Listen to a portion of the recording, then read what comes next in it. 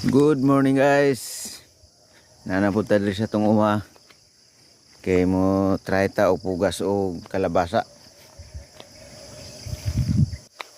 Testingan ta ning kalabasa ni guys ang atuang area. Kay wala init doron.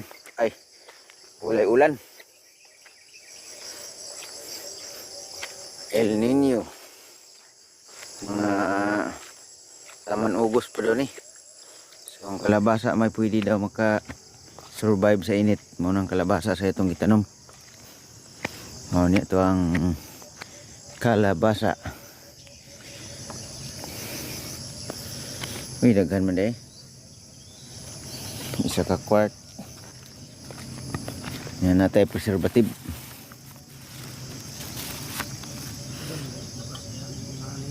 Ha?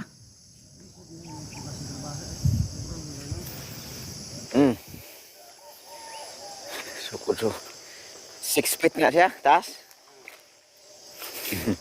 Kutso ko day. Sige lang. Kaya kung sukan sa mga lagi. Lalo ha.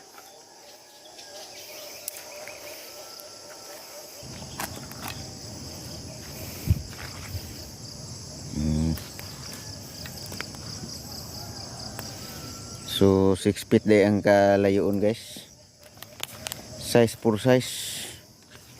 So ambot tama ra ba ning kakuanan na ni? Tama ra ni kay katong nakita na ko dito.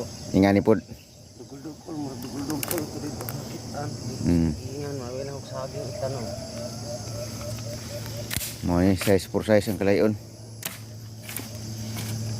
So mag-update ra ko niya guys. Mo say kuan ni pili mo man na isa ka quartz. Thank you for watching guys.